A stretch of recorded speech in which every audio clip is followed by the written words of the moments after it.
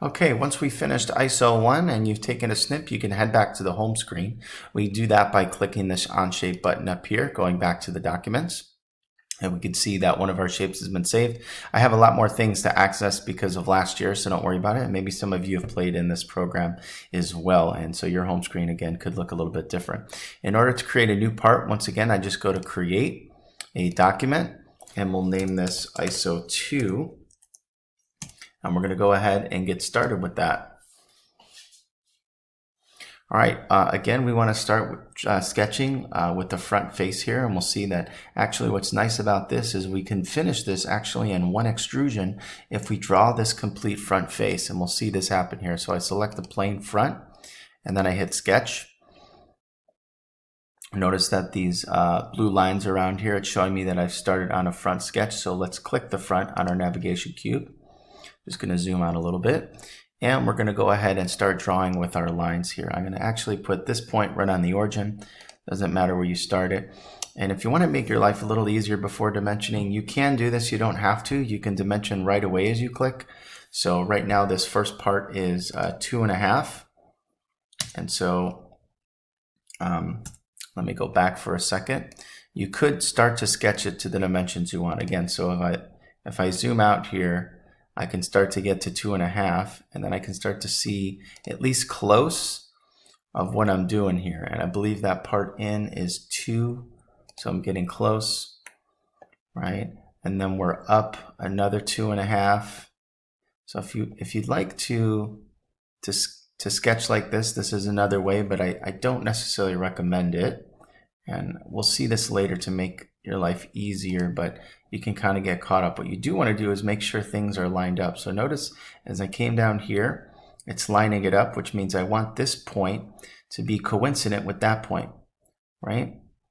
More or less, not coincident, but directly across, and it lets that go. And then I think this was 2 across, right? So we'll make that about 2. We're lined up on the bottom here.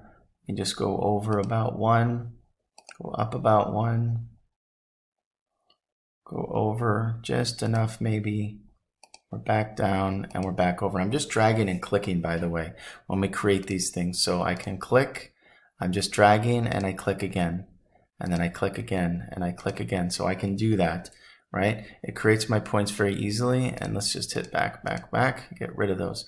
All right, now what I can do is dimension this properly. So I use my dimensioning tool.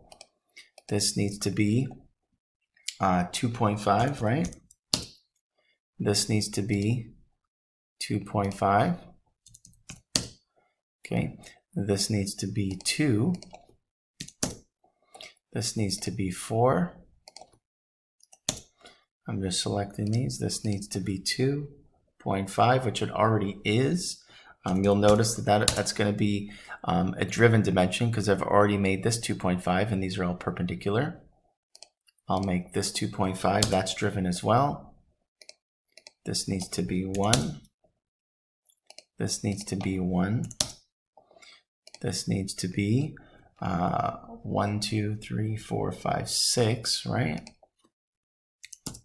And this should already now be driven as 1, which we'll see. Okay, and there it is.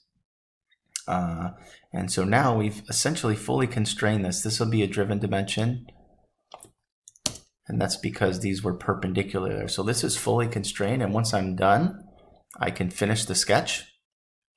I can go back to my home screen, and now I'm ready to extrude, remember, which is up here, 3 dimensions.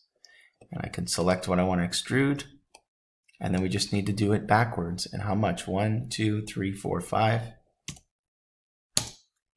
That gives us everything we need with ISO2. And then remember, let's turn off some of these right now so we can see a nice part 2, right? And then we are complete. So take a snip and call it a day.